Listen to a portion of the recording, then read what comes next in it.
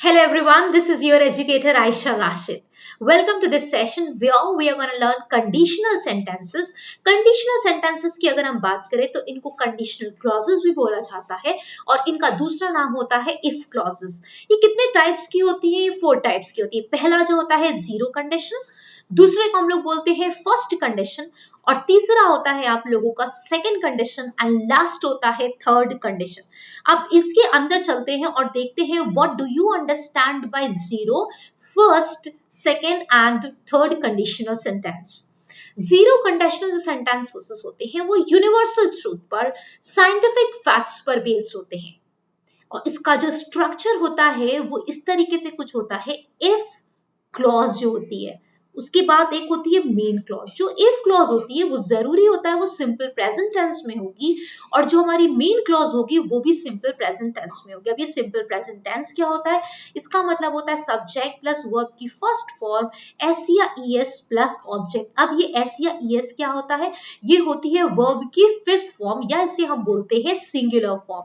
इसे हम लोग क्या बोलते हैं? सिंगुलर। अगर सब्जेक्ट सिंगुलर होता है तो हमें लगाना पड़ता है एस या ईएस, अगर सब्जेक्ट प्लूरल होता है तो हमें लगाना पड़ता है वर्ब की first form. Zero conditional sentence का मतलब है ये बेस्ड होगी किस पर? साइंटिफिक फैक्ट्स और ट्रूथ्स के ऊपर। जैसे फॉर एग्जांपल यहां पर लिखा if you throw a pen upward it comes downward automatically. For example if you throw up a pen upward obviously वो नीचे आएगा साइंटिफिक ड्यू टू ग्रेविटी। अब ये बात हम लोगों को पता है क्योंकि ये यूनिवर्सल ट्रूथ है, ये साइंटिफिक फैक्ट है। साइंटिफिक फैक्ट है यानी एक तरफ अगर सिंपल प्रेजेंट टेंस लगा हुआ है तो दूसरी तरफ भी आपको सिंपल प्रेजेंट टेंस लगाना पड़ेगा। यहां पर लिखा हुआ इट कम्स लिखा हुआ है क्योंकि इट के साथ में सिंगुलर वर्ब लगती। इट रेन नहीं होता, it rains. It is beautiful, it are नहीं होता है, राइट। तो यहाँ पर आप लोगों को लगी हुई है वर्ब की कौन सी फॉर्म? एस या ईएस फॉर्म या वर्ब की कौन सी फॉर्म? इसे हम बोलते हैं fifth form. If you throw, you के साथ में यू आर ब्यूटीफुल होता है, यू इज ब्यूटीफुल नहीं होता है। यू के साथ में कौन सी लगी हुई है? वर्ब की फर्स्ट फॉर्म जो कि क्या होती है? बेस फॉर्म होती है, इसे हम लोग बोलते हैं plural form. I hope so ये जीरो कंडीशन समझ में आ गया। ये बेस्ड होती है स्टूडेंट्स, किसके ऊपर ये बेस्ड होगी? आप लोगों की अगर यूनिवर्सल ट्रूथ है, साइंटिफिक फैक्ट्स है तो सिंपल प्रेजेंट टेंस इफ वाली भी होगी और जो मेन क्लॉज होगी वो भी सिंपल प्रेजेंट में होगी। अब बात करते हैं हम लोग फर्स्ट कंडीशनल की, इसको बोलते हैं टाइप 1। बहुत आसान होता है। इफ क्लॉज होती है और एक मेन क्लॉज होती है। जो इफ क्लॉज होती है वो हमेशा सिंपल प्रेजेंट टेंस में होगी और जो मेन क्लॉज होगी वो सिंपल फ्यूचर में होगी। और सिंपल फ्यूचर का मतलब क्या होता है? विल शैल के साथ में वर्ब की कौन सी form? You have to use first form of the verb. If वाली जो क्लॉज होगी वो सिंपल प्रेजेंट टेंस में होगी और जो दूसरी वाली होगी वो सिंपल प्रेजेंट टेंस में होगी। जैसे जहां पर भी अगर आपको इफ दिख रहा है, देखो ये सेंटेंस इफ से स्टार्ट हो रहा है, ये भी सेंटेंस इफ से स्टार्ट हो रहा है, हमने प्रीवियस देखा ये भी इफ से स्टार्ट हो रहा है। तो ये इफ से अगर कोई सेंटेंस शुरू होता है तो सबसे पहले चेक करना है क्या ये सेंटेंस कंडीशनल सेंटेंस है। अब यहां पर लिखा है if it rains, if it rains यानी कि they have given you verb की कौन सी फॉर्म? एस या ईएस फॉर्म, यानी वर्ब की कौन सी फॉर्म? फिफ्थ फॉर्म दिया गया है। तो आगे कौन सी आनी चाहिए? If it rains you will, यानी कि यहां पर इन्होंने क्या दे दिया है? फ्यूचर दे दिया। यू के साथ में क्या लगा हुआ है? विल लगा हुआ है। तो मॉडल्स का तो मानना ये होता है सब्जेक्ट चाहे सिंगुलर हो या प्लूरल हो हमारी सेहत पर कोई भी फर्क नहीं पड़ेगा। If it rains you will not attend the office meeting. If you start solving questions, you will. If वाली क्लॉज अगर किसमें है? सिंपल प्रेजेंट टेंस में है तो दूसरी वाली किसमें होगी? जल्दी से बताना है। सिंपल फ्यूचर में होगी। किसमें होगी? सिंपल फ्यूचर में होगी। यहां पर इफ यू स्टार्ट था, यू स्टार्ट यानी वर्ब की कौन सी फॉर्म? First form. तो आगे किसमें होना चाहिए? Simple future. इफ वाली क्लॉज अगर simple future sorry simple present में है तो आगे क्या हो जाएगा? Simple future. इफ वाली क्लॉज अगर किसमें है? सिंपल प्रेजेंट में है तो आगे वाली किसमें होगी? फ्यूचर में होगी।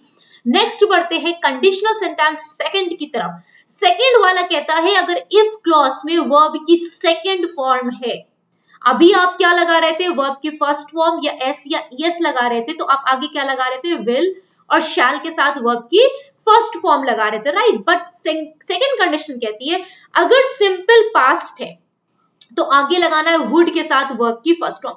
यहां पर जो आप लोग दिखाते हो वो स्टूडेंट्स बेसिकली सेकंड जो कंडीशनल सेंटेंसेस होते हैं वो होते क्या है? देखो जैसे लिखा if she fail she would, अगर ऐसा होता, अगर ऐसा होता, कल्पना करना, इसमें क्या दिखाते हो, सेकंड कंडीशन मतलब कल्पना करना।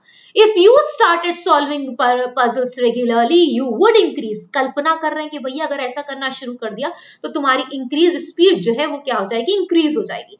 If I one the lottery, यानी कल्पना कर रहे हो, आई वुड बाय, वुड के साथ वर्ब की कौन सी फॉर्म लगी है, फर्स्ट फॉर्म लगी, वुड के साथ वर्ब की कौन सी फॉर्म लगी है, फर्स्ट फॉर्म लगी, वुड के साथ वर्ब की कौन सी फॉर्म लगी है, फर्स्ट फॉर्म लगी। यहां पर क्या लगा, इफ यू स्टार्टेड वर्ब की second form, if I won verb की कौन सी form, second, if she fell, fall नहीं लिखा हुआ है, वर्ब की कौन सी form, second form, second form है तो आगे क्या आएगा, वुड के साथ वर्ब की कौन सी फॉर्म, वर्ब के कौन सी फॉर्म, फर्स्ट फॉर्म, क्योंकि वुड के साथ, कैन के साथ, विल के साथ हमेशा वर्ब की कौन सी फॉर्म होती है, फर्स्ट फॉर्म का हम लोग इस्तेमाल करते हैं। अब बात करते हैं टाइप 3 कंडीशन की, इसे बोलते हैं टाइप 3 कंडीशनल सेंटेंस या थर्ड कंडीशनल सेंटेंस, बहुत ज्यादा इंपॉर्टेंट है।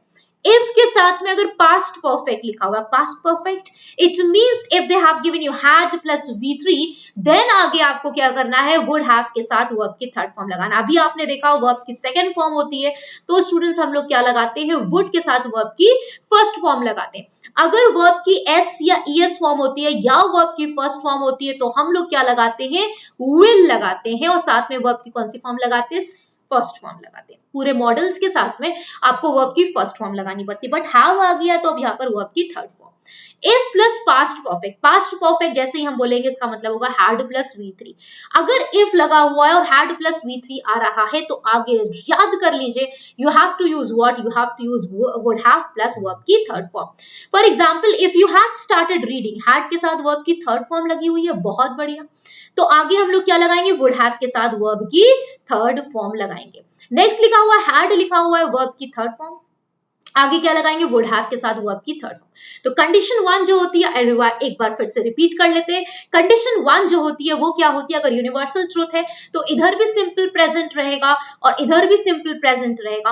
कंडीशन 1 ये कहती है कि अगर आप लोगों को इफ के साथ में वर्ब की फर्स्ट फॉर्म लगा हुआ है या S या ES लगा हुआ है तो आगे किसमें होगा, विल और शैल के साथ वर्ब की कौन सी फॉर्म, फर्स्ट फॉर्म। अगर वर्ब की सेकेंड फॉर्म लगा हुआ है तो यहां पर क्या लगेगा, वुड, और वुड के साथ वर्ब की फर्स्ट फॉर्म। परंतु अगर हैड, इफ के साथ में हैड प्लस V3 लिखा हुआ है तो आगे क्या आएगा, वुड हैव के साथ में वर्ब की थर्ड फॉर्म। इफ लगा हुआ है, हैड के साथ वर्ब की थर्ड फॉर्म आ रहा है तो आगे क्या होगा, वुड हैव के साथ वर्ब की थर्ड फॉर्म।